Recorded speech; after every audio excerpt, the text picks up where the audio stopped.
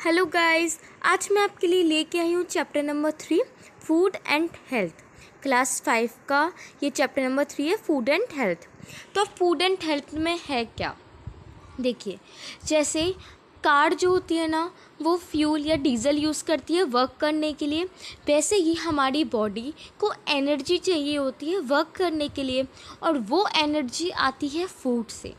जो फूड हम खाते हैं, ठीक है, तो उससे हमारी एनर्जी आती है, हमारी बॉडी की एनर्जी आती है। उस वजह से जो बॉडी है वो वर्क कर पाती है। तो जो फूड होता है food is a fuel for a body. तो बॉडी के लिए बिल्कुल फूड जो है फ्यूल की तरह काम करता है। तो अब फूड क्या फंक्शंस डिस्कस करते हैं। तो फूड के फंक्शंस क्या होता है। First point is energy. तो क्या होता है, फूड हमें एनर्जी देता है, एनर्जी प्रोवाइड करता है, जिससे हम अपने बॉडी के और मूवमेंट्स कर सकते हैं और काम कर सकते हैं। It helps in growth of our body, growth provide करता है। तो फूड क्या है, हमें ग्रोथ प्रोवाइड करता है, ग्रोथ करने में मदद करता है, रिपेयर करने में मदद करता है हमारे बॉडी सेल्स को। It helps our body to fight against disease. तो डिजीज़ का, अगर आपको कोई डिजीज़ हो जाती है तो उसको प्रोटेक्ट करने में मदद फूड हमारी करता है। अब हम नेक्स्ट पॉइंट देख लेते हैं, proper functioning of a body. अब proper functioning of a body क्या, प्रॉपर फंक्शनिंग मतलब हमारे जो बोन्स हैं, हमारे टीथ हैं, तो वो अच्छे से फंक्शन करें, हमारे ऑर्गन्स जितने भी हैं वो अच्छे से काम करें। तो उसमें फूड हमें मदद करता है। डिस्कस करेंगे next topic, components of food. Components या और आप न्यूट्रिएंट्स कह लीजिए। तो जो फूड के न्यूट्रिएंट्स होते हैं वही कंपोनेंट्स होते हैं। तो कंपोनेंट्स क्या हैं, तो कंपोनेंट्स होते हैं फैट्स एंड कार्बोहाइड्रेट्स, जिसे हम एनर्जी गिविंग फूड कहते हैं। तो fats and carbohydrates are energy giving food. Water होता है, रफेज होता है जिसे हम डाइटरी फूड्स कहते हैं। प्रोटीन्स हैं, प्रोटीन्स को हम बॉडी बिल्डिंग फूड्स कहते हैं। विटामिन्स हैं और मिनरल्स हैं, उसे हम प्रोटेक्टिव फूड्स कहते हैं। तो क्या होता है, विटामिन्स और मिनरल्स है ना, वो डिजीज़ से प्रोटेक्ट करने में मदद करते हैं, इसलिए हम उसे प्रोटेक्टिव फूड कहते हैं। जो प्रोटीन्स होते हैं वो हमारे बॉडी सेल्स को रिपेयर करने में, ग्रोथ करने में हेल्प करते हैं, तो इसलिए हम उनको बॉडी बिल्डिंग फूड्स कहा जाता है। अब हम आगे एक एक करके इसको डिस्कस करेंगे, न्यूट्रिएंट्स को डिस्कस करेंगे, कंपोनेंट्स को डिस्कस करेंगे। अब हम देखते हैं ये है क्या। तो फर्स्ट इज़ कार्बोहाइड्रेट्स। अब कार्बोहाइड्रेट्स के क्या हैं, ये फंक्शंस और सोर्सेज दिए, जैसे हर न्यूट्रिएंट्स के यहाँ फंक्शंस और सोर्सेज दिए गए हैं। फंक्शंस मतलब क्या होता है, फंक्शंस मतलब होता है कि वो काम क्या करता है बॉडी में रह के, है ना, उसका वर्क क्या है बॉडी में रह के। तो कार्बोहाइड्रेट्स का वर्क क्या है, main source of energy to a body. Main source of energy है कार्बोहाइड्रेट्स हमारी बॉडी के लिए, जहाँ से एनर्जी प्रोवाइड होता है, तो वो क्या है, कार्बोहाइड्रेट्स हैं। सोर्सेज क्या होते हैं, सोर्सेज मतलब होता है कि वो चीज़ें हैं, वो फूड आइटम जिसमें कार्बोहाइड्रेट्स होता है। तो जैसे सीरियल्स में कार्बोहाइड्रेट्स होते हैं, जैसे bread, chapati, rice, fruits, sugar potato, sweet potato. तो इन सब चीज़ों में क्या है, कार्बोहाइड्रेट्स हमें होते हैं, कार्बोहाइड्रेट्स हमें यहाँ से मिलता है। अब मैं क्या करूँगी, आपको इस चैप्टर के एंड में, मतलब ये पार्ट फर्स्ट है इस चैप्टर का, तो इस पार्ट फर्स्ट के चैप्टर के एंड में ही मैं आपको एक चार्ट प्रोवाइड करूँगी।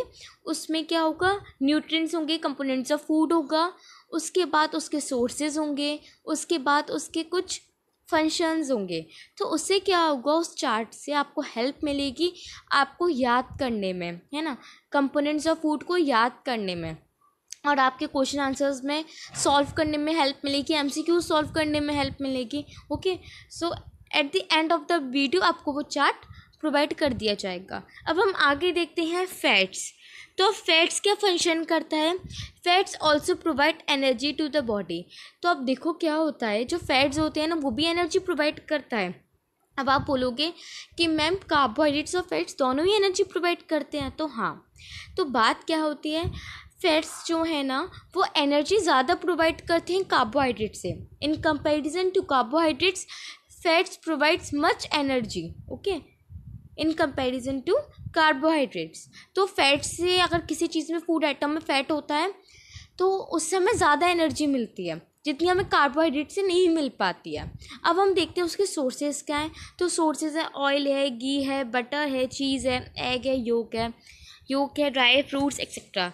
तो अब क्या होता है जब हम देखते हैं ना कि बहुत ज़्यादा कोई बहुत मोटा हो जाता है, बहुत मोटापा बढ़ जाता है, तो हम डॉक्टर्स एडवाइस क्या करते हैं, या फिर मोस्टली लोग क्या बोलते हैं कि घी कम खाया करो, या फिर चीज़ कम लो, एग कम लो। तो उसमें क्या होता है, फैट्स बहुत ज़्यादा होता है, और अगर आप ज़्यादा ये सब चीज़ें लोगे और आप ओबेसिटी भी हो, आपको मोटापा भी है आपकी बॉडी में, तो फैट स्टोर होता जाता है ना। तो क्या होता है, फैट स्टोर होता जाएगा तो ओबेसिटी होगी, ओबेसिटी की वजह से बहुत सारी डिजीजेस हो सकती हैं।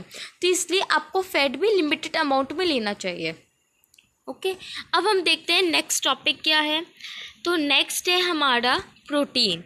प्रोटीन क्या फंक्शंस क्या होते हैं। Protein helps in growth and repair of body. तो बॉडी को ग्रोथ करने में, रिपेयर करने में प्रोटीन हेल्प करता है। अब हम देखते हैं सोर्सेज। तो प्रोटीन के सोर्सेज क्या होते हैं, जैसे पल्सेस हो गया।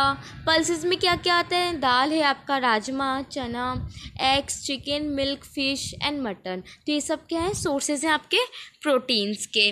अब हम देखते हैं विटामिन्स को।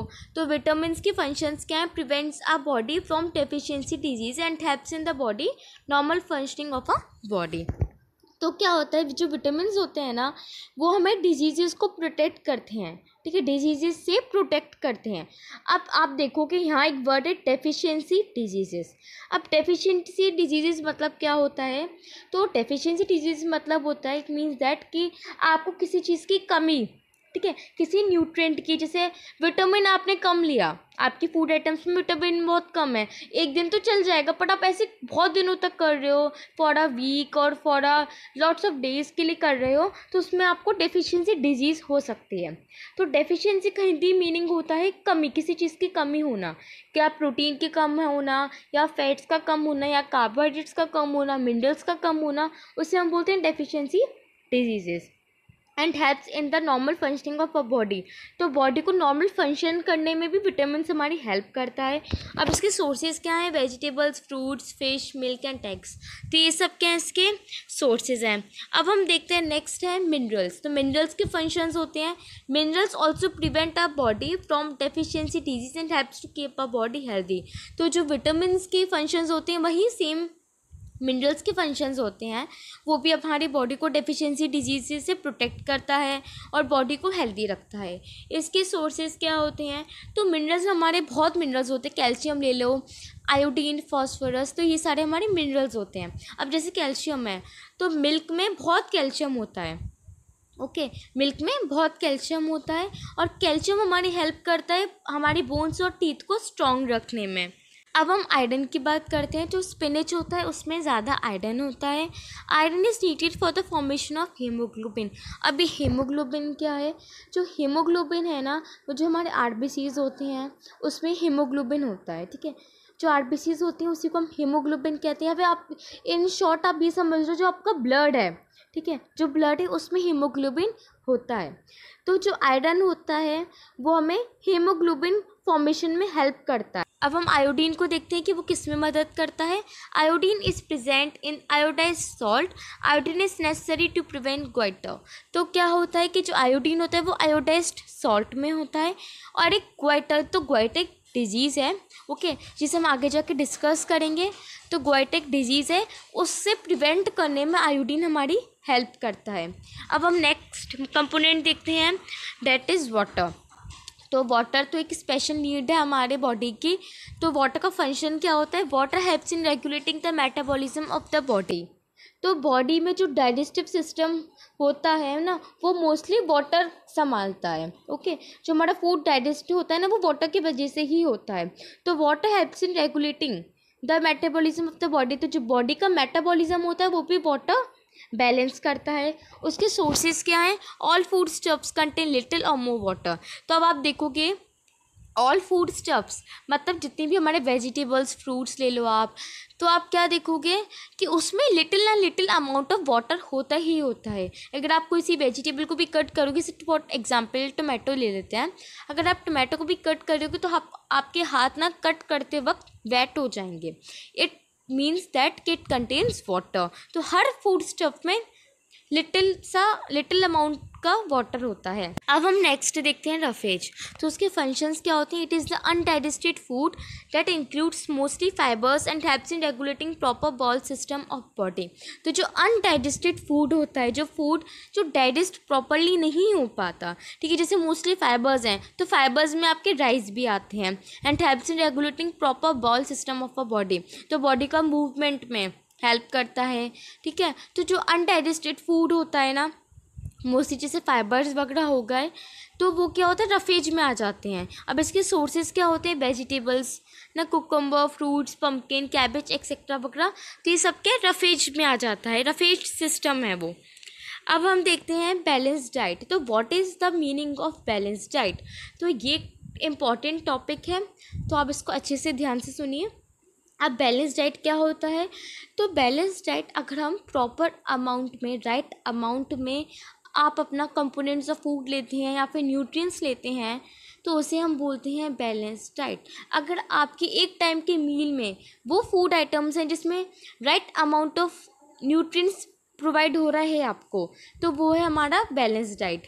The diet which contains all the essential nutrients in the right proportion is called a balance diet. जो न्यूट्रिएंट्स राइट प्रोपोर्शन में, उसे हम बोलते हैं balance diet. A balance diet contains all the components of food in adequate amounts are required by body. वो nutrients जो कि body को रिक्वायर्ड होते हैं, उसे हम बोलते हैं बैलेंस डाइट। अब हम देखते हैं कि इस एक्टिविटी में क्या है। तो आपको क्या करना है? फॉर डिनर, मतलब जो रात का खाना होता है, and then answer the following questions. तो आपको क्या करना है? जो डिनर में आप फूड आइटम्स खाते हो, लेते हो, तो उसको आपको ये उसके थ्रू ये चार्ट फिल करना है। तो देखिए, which food provides you carbohydrates. तो जो फूड आइटम आपको कार्बोहाइड्रेट प्रोवाइड करता है, जो उसका कार्बोहाइड्रेट का सोर्स है, वो आपको यहाँ लिखना है। Which food provides your protein. तो वो फूड जो आपको प्रोटीन प्रोवाइड करता है, वो आपको यहाँ लिखना है। Which vitamins and minerals do you think you got from the meal. तो जो आपने खाना खाया है उसमें से आपको क्या विटामिन्स, क्या मिनरल्स मिल रहे हैं, तो वो आपको यहाँ लिखना है। Your diet includes fats. तो आपके क्या डाइट में फैट्स हैं, वो आपको क्या लिखना है, येस या नो, है ना। तो मोस्टली सारी फूड आइटम्स में फैट्स होता है, तो येस ही होगा मोस्टली। तो अब हम देखते हैं पोस्चर्स के बारे में। तो पोस्चर्स को वैसे हम बॉडी लैंग्वेजेस भी कहते हैं, ठीक है। आपने कभी सुना होगा कि कुछ जैसे होते हैं, बात करते हैं बॉडी लैंग्वेज के बारे में। तो बॉडी लैंग्वेज क्या है? इसका मतलब है पोस्चर्स, कि आप कैसे बैठते हो, ठीक है, आप कैसे खड़े होते हो, तो ये सब चीज़ें कि आपके पोस्चर्स है, आपकी बॉडी लैंग्वेज है। Posture is the position in which we hold on body, we sit, stand और मूव, ठीक है। तो क्या होता है, हम जो बैठते हैं, जब हम खड़े होते हैं, मूव करते हैं, कुछ काम कर रहे होते हैं, तो वो सब क्या, वो जो पोजीशंस हैं उसे हम पोस्चर्स कहते हैं।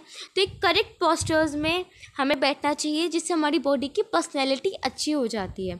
ओके, फॉर एग्ज़ाम्पल जैसे दो स्टूडेंट्स ले लो आप, ठीक है। एक स्टूडेंट ऐसा ही है, आपको मतलब ऐसे ही दिख रहा है कि वो ऐसे ही बैठा हुआ है, लेट के सुन रहा है ना, अपने पूरे बॉडी कंफर्टेबल किया हुआ है उसने और लेट के सुन रहा है, तो उसका पोस्चर क्या गलत है ये, है ना।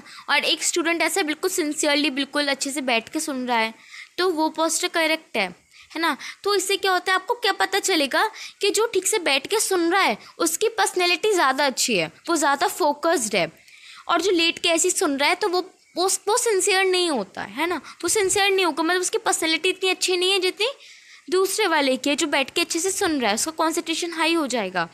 ओके, तो पोस्चर से भी हमारी बॉडी की जो पर्सनैलिटी है उससे बहुत फ़र्क पड़ता है। अब हम देखते हैं एक्सरसाइजेज। तो जो एक्सरसाइज होती है वो ब्लड सर्कुलेशन में हेल्प करती है।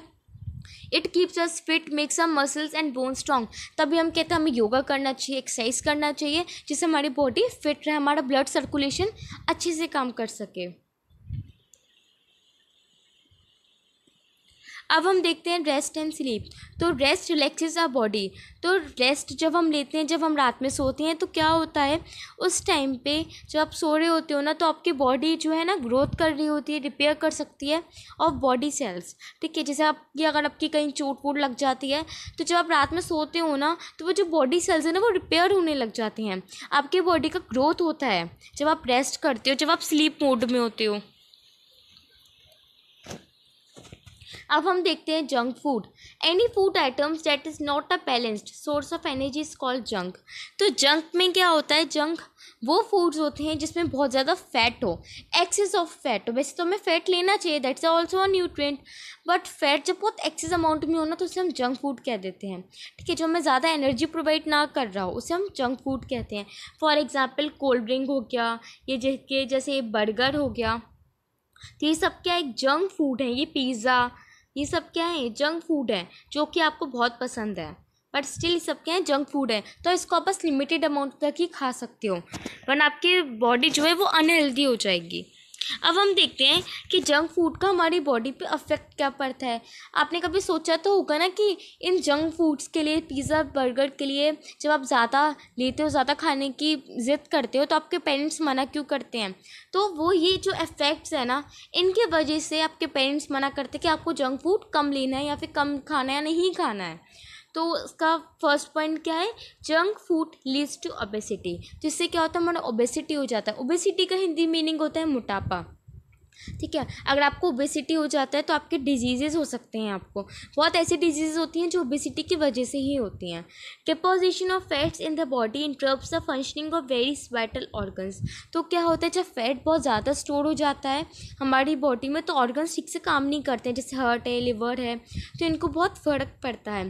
Junk food makes us lethargic and lowers the concentration. तो क्या होता है, बहुत लेजीनेस आ जाती है हमारी बॉडी एक्टिव नहीं रहती है। Junk food makes the body weak. हमारी बॉडी को वीक बनाता है। जब आप लेज़ी हो जाओगे तो आप बहुत वीक हो जाओगे, आपकी बॉडी एक्टिव कंडीशन में नहीं होगी। अब हम देखते हैं how to make a diet healthier, कि हम अपने डाइट को हेल्दियर कैसे बना सकते हैं। There are many ways to increase the nutrient content in our diet. तो क्या होता है, बहुत सारे वेज होते हैं जिससे आप न्यूट्रिएंट कंटेंट बढ़ा सकते हो अपने डाइट में। For example sprouts. तो स्प्राउट्स क्या होते हैं, जैसे आप लोगे फ्यू ग्रेन्स ले लो, पल्सेस ले लो, और आप रात में उसे भिगा के रख दो वाटर में। ठीक है, या आपने कभी देखा होगा कि आपकी मम्मा करती भी होंगी, जैसे अगर चना लेती होंगी तो अब चने अगर आपको सुबह खाने हो तो वो रात में उसे भिगा के रख देती है ना, वाटर में। When they sprout include these those in your breakfast. और फिर स्प्राउट्स को आप ब्रेकफास्ट में खाते हो तो क्या होता है, वो जो जैसे आपने रात में चने जो हैं आपने भिगा के रख लिए, ठीक है, वाटर में, उसके बाद आप देखोगे सुबह तो उसमें एक वाइट पार्ट होता है। ठीक है, वाइट पार्ट देखिए, जैसे इस डायग्राम में भी शो है, कुछ वाइट पार्ट सा आपको निकलेगा, एक छोटा सा वाइट पार्ट सा निकलता है टेल जैसा। तो वो क्या होता है, उसे हम स्प्राउट्स कहते हैं। ओके, स्प्राउटेड ग्रेन्स कहते हैं। These sprouts are rich source of proteins. तो इसमें स्प्राउट्स में क्या होता है, बहुत ज़्यादा प्रोटीन होता है, बहुत आप प्रोटीन प्रोवाइड करता है। अब हम देखते हैं फर्मेंटेशन। तो fermented food items like curd are a source of good bacteria that are good for a stomach and digestion. तो क्या होता है, जैसे दही वगैरह हो गया, कर्ड क्या होता है, दही है। तो जैसे अगर आप देखो कि आपके जो मम्मा हैं वो दही जमाती है ना, तो उसे हम फर्मेंटेशन प्रोसेस कहते हैं। कि जब आप दूध से जो दही जमाते हो ना, है ना, उसे हम फर्मेंटेशन प्रोसेस कहते हैं। तो वो दूध से दही कैसे बन जाता है, कन्वर्ट कैसे हो जाता है, क्या होता है, कुछ बैक्टीरियाज होते हैं, कुछ प्रोबायोटिक बैक्टीरियाज होते हैं, तो वो दूध से दही बना देते हैं। ओके, कन्वर्ट कर देते हैं दूध को दही में, फर्मेंटेशन प्रोसेस करते हैं। तो इस फर्मेंटेशन की वजह से ना आपका जो कर्ड है जैसे, है ना, उससे क्या होता है, आपका स्टमक में डाइजेशन सिस्टम अच्छा होता है, डाइजेशन सिस्टम बेटर हो जाता है हमारी बॉडी का। अब हम देखते हैं फूड एडल्ट्रेशन। तो adulteration is an addition of low quality substance as a food item in order to increase the quantity और increase the margins of profit. अब एडल्ट्रेशन का मतलब होता है मिलावट। इन हिंदी एडल्ट्रेशन को हम बोलते हैं मिलावट। जैसे आपने देखा होगा कि घी में पहले हम काऊ का जो वो फैट होता है, जो काऊ का जो क्या मसल्स होते हैं, उसको घी में डाल देते थे लोग, उसे हम बोलते हैं एडल्ट्रेशन, मिलावट करना। Adulteration is an additional of low quality substance. जो मनी पर्पज़ है, बहुत ज़्यादा महंगा हो चाहे वो हो, वैसे ही जैसे आप फॉर एग्जांपल आपने ग्रेन्स लिए कुछ, ठीक है, उसमें ग्रेन्स बहुत कम होंगे और एक्स्ट्रा जो चीज़ें होंगी ना, जो ग्रेन्स जैसी दिख रही होंगी वो ज़्यादा होंगे। तो आपको क्या लग रहा होगा कि अरे हम कितना न्यूट्रिएंट आ गया, कि बहुत न्यूट्रिएंट मिल गया अब तो हमें, पर वो कुछ नहीं होता है, वो मिलावट होता है, एडल्ट्रेशन होता है उसमें। ठीक है, तो ये सब जो शॉपकीपर्स हैं वो करते हैं अपना प्रॉफिट करने के लिए। Coffee milk, coffee powder, chili powder, turmeric powder, mustard seeds, ghee, many other substances are adulterated to increase the margins of profit। जैसे बहुत सारी चीज़ें होती हैं, मिल्क में मिलावट हो जाता है, कॉफ़ी पाउडर में हो जाता है, चिली पाउडर में हो जाता है, जिसे हम लाल मिर्च कहते हैं, टर्मरिक पाउडर मतलब हल्दी, मस्टर्ड सीड्स, तो इन सब चीज़ों में मिलावट हो जाती है, जिससे क्या होता है शॉपकीपर अपना प्रॉफिट कर लेते हैं। Milk is often adulterated with unhygienic water, chalk powder, soap powder मिला दिया जाता है, यूरिया मिला दिया जाता है। तो मिल्क में मिलावट कैसे करते हैं? वाटर मिला देंगे, ज़्यादा पानी मिला देंगे, या फिर चॉक पाउडर मिला देते हैं, सोप पाउडर मिला देते हैं, जिससे उनको प्रॉफिट ज़्यादा हो और मिल्क कम बिचे। अब उसकी एक्टिविटी देखते हैं हम, to check for adulteration in milk. अब आप देखो ये एक्टिविटी बहुत इंपॉर्टेंट है, क्योंकि आप ना उससे आप मिल्क में जो मिलावट है उसको आप चेक कर सकते हो कि वो दूध जो है, जो मिल्क है, वो प्रॉपर मिल्क है भी कि नहीं है, कि उसमें कुछ एडल्ट्रेशन है। अब आपको क्या करना है, put a drop of milk on a slanted surface, if the drop leaves a white trail it is a sign of pure milk, but if it fails to leave the trail it is adulterated. तो क्या होता है, इसके लिए ना आपको एक dropper लेना है, ओके, और एक स्लेंटेड शीट ले लिया, ओके। देखिए जैसे ये डायग्राम में है, तो इन्होंने एक स्लेंटेड शीट ली है, ग्लास स्लाइड लिया है, उसमें आपको ड्रॉपर लेना है और उस ड्रॉप ऑफ मिल्क को उस स्लेंटेड शीट में डाल देना है। तो क्या होगा, अगर वो एक वाइट ट्रेल, ओके, एक लीव्स एक वाइट ट्रेल जैसा आपको दिखेगा ना, तो मतलब वो प्योर मिल्क है। अगर वो ट्रेल जैसा नहीं होगा, मतलब उसमें कुछ मिलावट है, okay.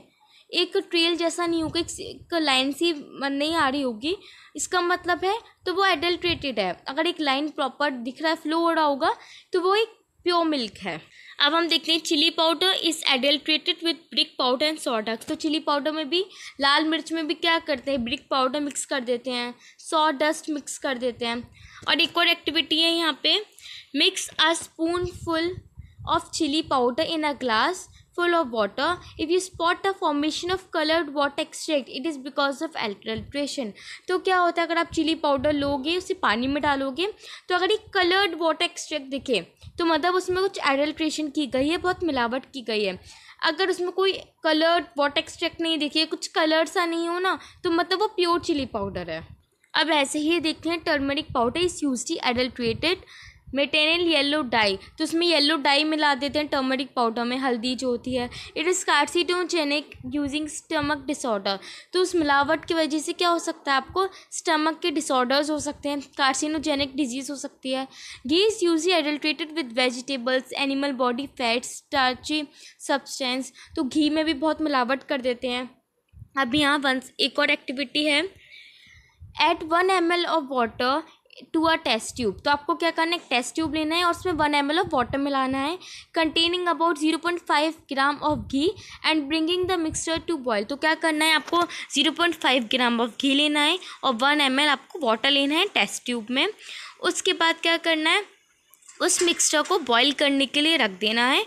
Once it cooks add a drop of iodine to it. उसके बाद जब वो बॉयल हो जाए तब आपको उसमें आयोडीन डालना है।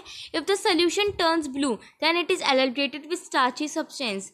अगर वो जो मिक्सचर है अगर वो ब्लू कलर का हो जाता है ना, तो मतलब वो एडल्ट्रेटेड है, ओके। आयोडीन डालने की वजह से जब वो ब्लू कलर में चेंज हो जाता है, तो मतलब वो क्या है, एडल्ट्रेटेड है। और अगर नहीं होता है तो वो क्या, प्योर है बिल्कुल, ओके, प्योर घी है।